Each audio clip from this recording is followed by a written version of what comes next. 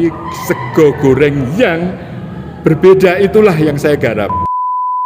Hai guys, kembali lagi sama aku. Sekarang saya bersama Pak Hartono, seorang seniman dari Semarang. Pak Hartono boleh perkenalkan diri dulu? Oke, saya Hartono, di Semarang sering disebut sebagai pelukis. Lahir di Sukoharjo, Solo, tetapi besar di Semarang. Besarnya di Semarang ya Pak? Iya. Kecilnya di sana. Ya, oke. Buat sebagai seniman nih Pak, biasanya tuh dapat mulai melukis ya berkarya itu dari kapan? Semua lukisan yang hadir di sini, setiap kali saya melukis, saya mencari persoalan dulu. Ketika persoalan sudah saya temukan, baru mencari solusi. Setelah solusinya ada, outputnya, endingnya apa nih lukisan? Sehingga setelah lukisan jadi, ada nilai-nilai yang bisa terserap oleh apresian. Paling tidak, ada sesuatu yang bisa memberi sedikit nilai tentang kebudayaan, tentang peradaban, tentang persoalan, tergantung persoalan apa yang saya temukan itu. Wow, jadi ada prosesnya dan setiap lukisan yang Bapak buat itu ada latar belakangnya.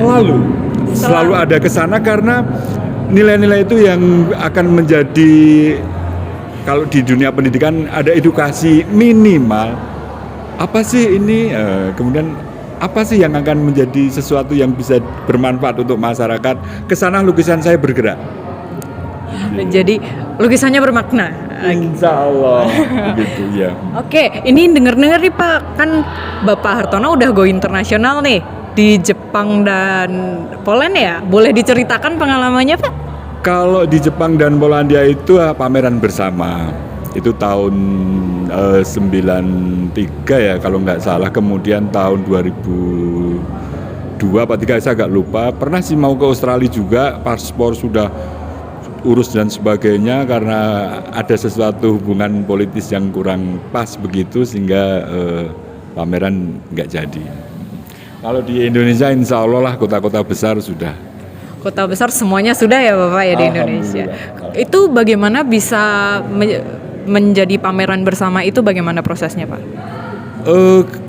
Kami selalu ya silaturahmi ya bahasa saya, kemudian jun dengan teman-teman, saling berkabar, kemudian saling apa nih yang mau bisa kita perbuat nih untuk orang banyak. Sehingga disitulah kemudian saya dan waktu itu Profesor Budiarjo, Rektor Undip dulu dengan teman-teman, kita merancang lahirnya Dewan Kesenian Jawa Tengah itu.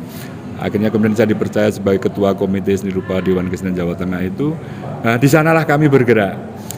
Karena kalau tidak ada titik tumpunya, kita akan kemana ini kita nggak tahu. Tetapi ada latar belakang itu sehingga gerakan kami bisa menjadi ya minimal lah motivasi untuk generasi mudanya, minimal itu ya Pak ya, generasi mudanya jadi lebih lebih karyanya bisa tersampaikan dan sebagainya itu ya.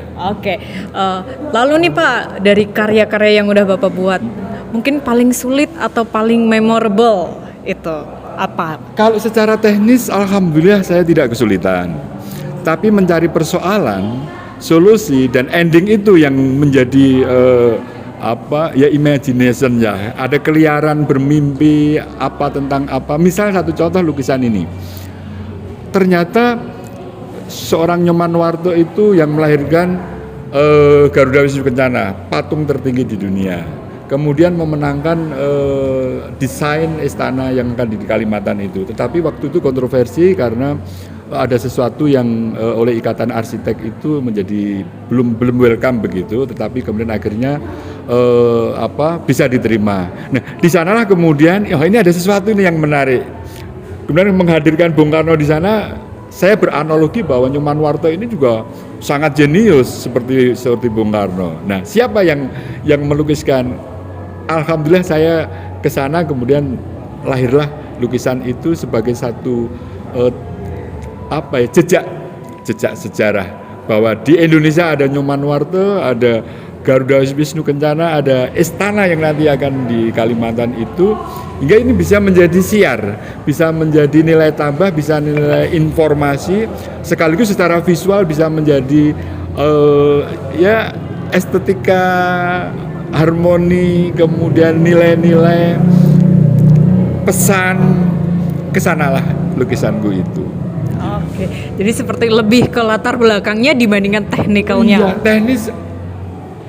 Karena udah lama ya melukis itu, sehingga nggak perlulah kalau saya masak goreng itu harus bagaimana menata menunya dan sebagainya. Tetapi sego goreng yang berbeda itulah yang saya garap.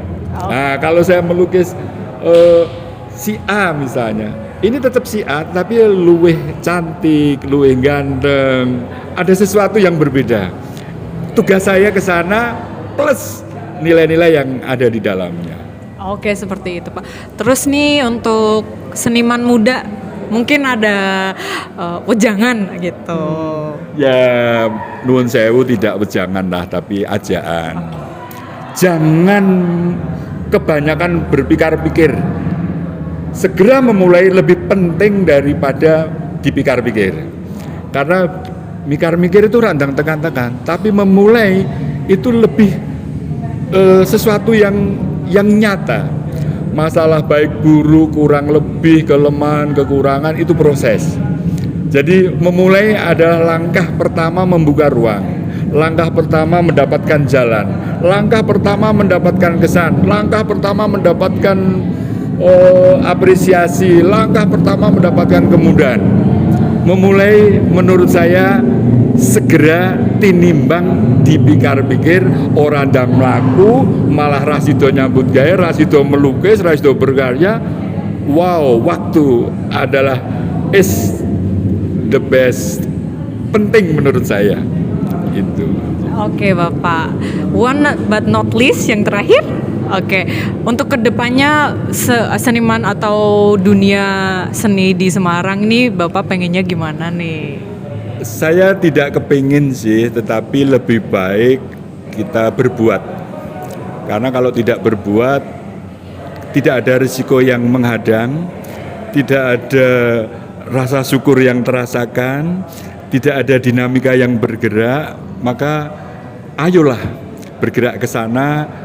Entah caranya seperti apa, seperti tadi bagaimana memulai itu lebih penting. Untuk pribadi, insya Allah tanggal 26 Desember nanti saya pameran tunggal di Yogyakarta, openingnya 26 Desember, insya Allah sampai tanggal 1 Januari 2023. Mudah-mudahan itu bagian dari gerakan bersama dengan yang lain. Ini loh, ayo, nggak usah menunggu yang lainnya, tetapi karena bergerak juga berisiko, tidak bergerak juga berisiko. Kalau saya lebih baik bergerak, karena dengan bergerak kita tahu medan, kita tahu hambatan, kita tahu peluang, kita tahu dan sebagainya. Itulah manfaat harus bergerak. Ya. Oke, baik Pak, bergerak yang penting memulai. Bergerak dan memulai. Iya. Iya. Ya, terima kasih Bapak Hartono atas waktunya dan sampai di sini terima kasih.